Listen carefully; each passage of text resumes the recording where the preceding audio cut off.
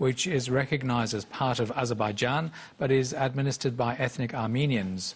Clashes broke out last Sunday, with the two sides blaming each other for the flare-up in violence.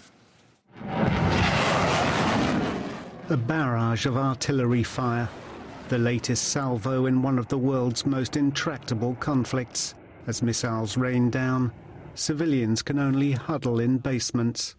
I've been here 6 days. How should we feel? My sons are on the front line. Sometimes we manage to talk to them. We're waiting for peace and for a victory and for our sons to return. For some in Nagorno-Karabakh, it's a case of history repeating itself, reviving memories of the war in the 1990s, when the enclave broke away from Azerbaijan amid the fall of the Soviet Union. More than 30,000 people were killed. Talks have largely stalled since a 1994 ceasefire agreement, but now there are fears of a wider conflict that could drag in regional powers such as Russia and Iran. Turkey is openly backing Azerbaijan. This is our village, our home. Where should I go? My children ask me, why are you walking out in the village? I say, if I hear the sound of the bomb, it's past. If it hit me, I won't even know it. Why should I be frightened, and of who?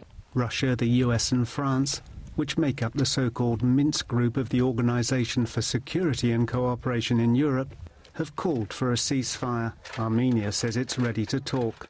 While this aggression against Nagorno-Karabakh will continue to receive our strong and resolved response, we stand ready to engage with the OSCE Minsk Group co-chair countries to reestablish this ceasefire regime based on 1994-1995 agreements. Azerbaijan has put the blame squarely on Armenia. The main reason is that Armenia doesn't want peace. They want to keep our lands under occupation forever. They don't want to change status quo. And this is the reason why it lasted so long.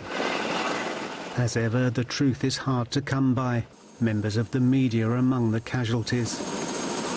2 French journalists were injured by shelling in Martuni, while a bus carrying Russian and Armenian journalists was hit by artillery fire. A decades-old feud, civilians and the media caught in the middle.